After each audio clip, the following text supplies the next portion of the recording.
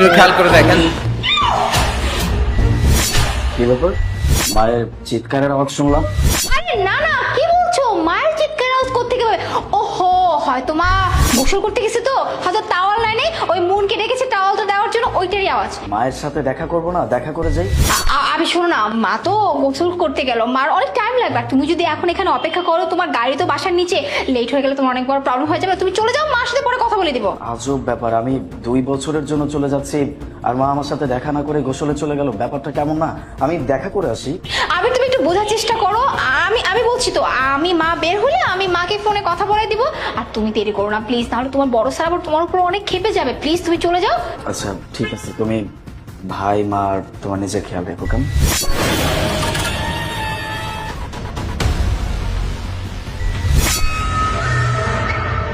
কিরে বুড়ি, হ্যাঁ তোর ছেলে যাচ্ছিল আর তুই চাচ্ছিলি তোর ছেলেকে আটকানোর জন্য, তাই না? যাতে করে তুই সব সত্যি কথা বলে দিতে পারিস। বৌমা, আমার ছেলেটা 2 বছর লেগে গেছে গা, অথচ আমি আমার ছেলেটাকে শেষ বিদায় দিতে পারি নাই। কি লিগে তোমরা দুজন আমার সাথে এরকম করতেছো? আমি কি এরকম অন্যায় করছি কত? এই বলি, এখন তোর কষ্ট হচ্ছে না? আমার কষ্ট হয়নি? সব সম্পত্তি তুই তোর ছেলের নামে লিখে দিস, আমার নামে কিচ্ছু দিসনি। আমার কি কষ্ট লাগে না? আমার কষ্ট হয় না? যত কষ্ট তোর হয়, তাই না? বাবা, তুই তো এখনো ছোট, তুই মাত্র পড়ালেখা করতেছিস। তুই পড়ালেখা করে নিজের পায়ে দাঁড়া, তারপরে তোর ভাগেরটা তোরা দিয়ে দিব বাবা। ওরে বাবা, এত বড় হয়ে গেছে এখন পর্যন্ত দিলা না?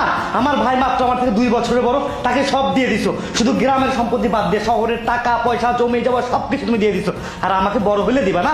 অত কিছু আমি বুঝি না, সব সম্পত্তি আমার নামে দিবা, আমি চাই। বাবা, তুই তো গ্রামে ছিলি, তোরা গ্রাম থেকে শহরে কেটে আনছে পড়ালেখা করানোর লেগা, আমি আনছি।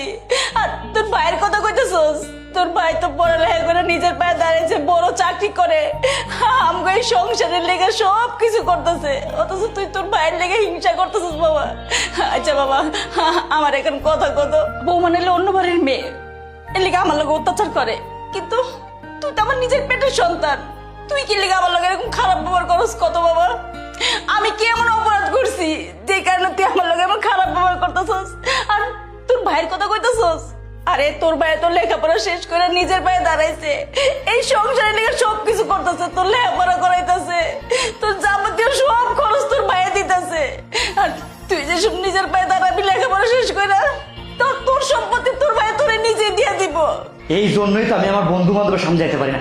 বলে তুই তো ভাইয়ের টাকায় চলিস, আমি ভাইয়ের টাকায় চলতে চাই না, আমার ভাগের টাকা আমি চলতে চাই। তুই দিবি কিনা বল? আমার যত ভাগের সম্পত্তি আছে, যত টাকা আছে, আমার এখন দরকার, এই মুহূর্তে দরকার।